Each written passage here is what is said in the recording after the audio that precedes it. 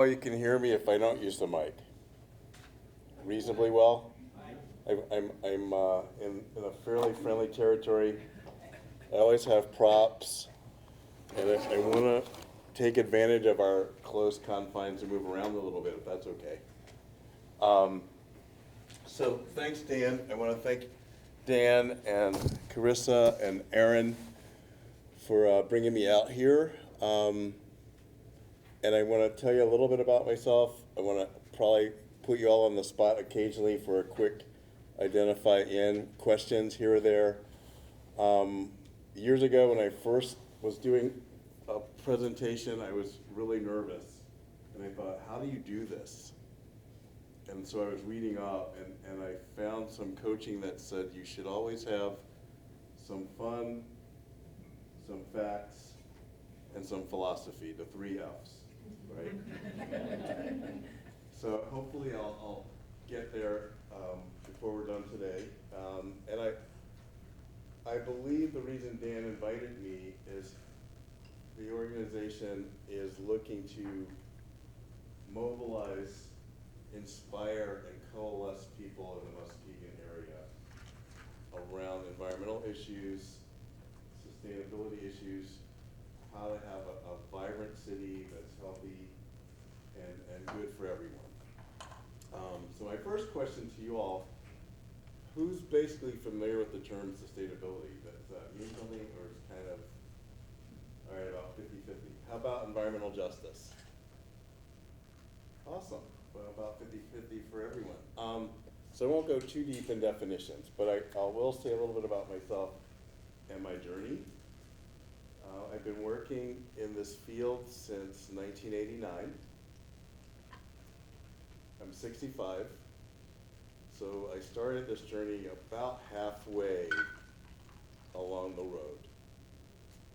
So there's a major pivot in my life that also occurred around that same time. I grew up on the East Coast in the DC area in Maryland. I was raised by 2 parents who actually stayed married for 63 years. Right, my dad passed away in 2003.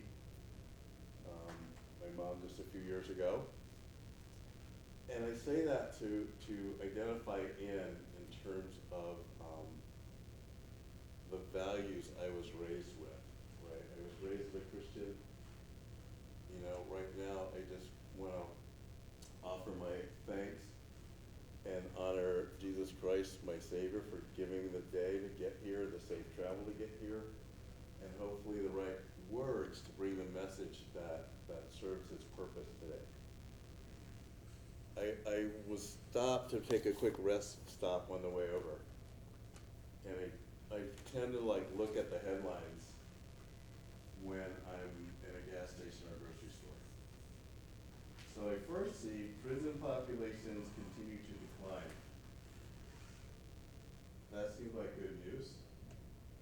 It's a topic I don't know a lot about, so I move closer, and then my eyes veer to the right to this different headline that's about a local congressman who's Republican who was challenging President Trump.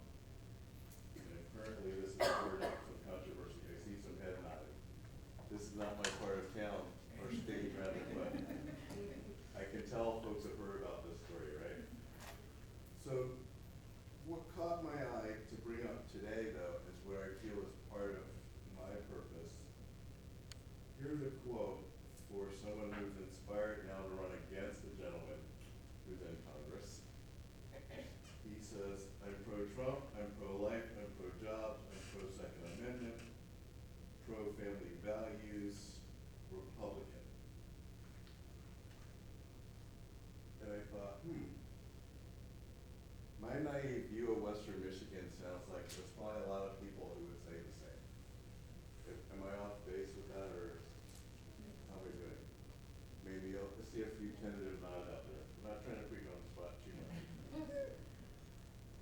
So I thought, okay, what about me? I'm definitely, just for full disclosure, I'm definitely not a President Trump supporter. Oh wow. On the other hand, I would say I have pro-family values. I've never actually used a gun. Although I did take a rifle on a date once. Real talk. Well, you know. That was in my life before the pivot. So my point of bringing this up is that, man, you know, there's a lot of perspective out here in our world. There's a lot of ways of being, there's a lot of direct experience that people have in their day-to-day world. And what my organization is looking to do right now is generate a critical mass of understanding and momentum so that as a state, we will be more educated and take more proactive, courageous motion around our policies to help us all have a healthier state, more vibrant economy, and a situation where there's mostly winners and winners and winners. So I want to share something in my personal experience. This is my fall outfit as Coach Guy, football coach at Ypsilanti Lincoln. It's my hobby, it's my passion, it's kind of my life's work. One of those things I would do for free. Well, actually, I do for free. I'm a donor. My wife and I were blessed enough to buy our team uniforms years ago. And when I first got associated with the team, my stepson was in the marching band, so I went to the game. And this is when I worked for National Wildlife Federation, which brought me here to work on Great Lakes water quality back in 1994. So I'm in the stands, I'm watching some really god-awful football, waiting for the band. The band was great. And in the third quarter, the stands were empty, except for my wife and the band. Pretty much. Like, people were like, oh man, we're out of here. We were here, they were here for the band. Everyone was there for the band. I thought, wow, you know, that team looks like they could use some help. And I was inspired to become an entrepreneur the next year.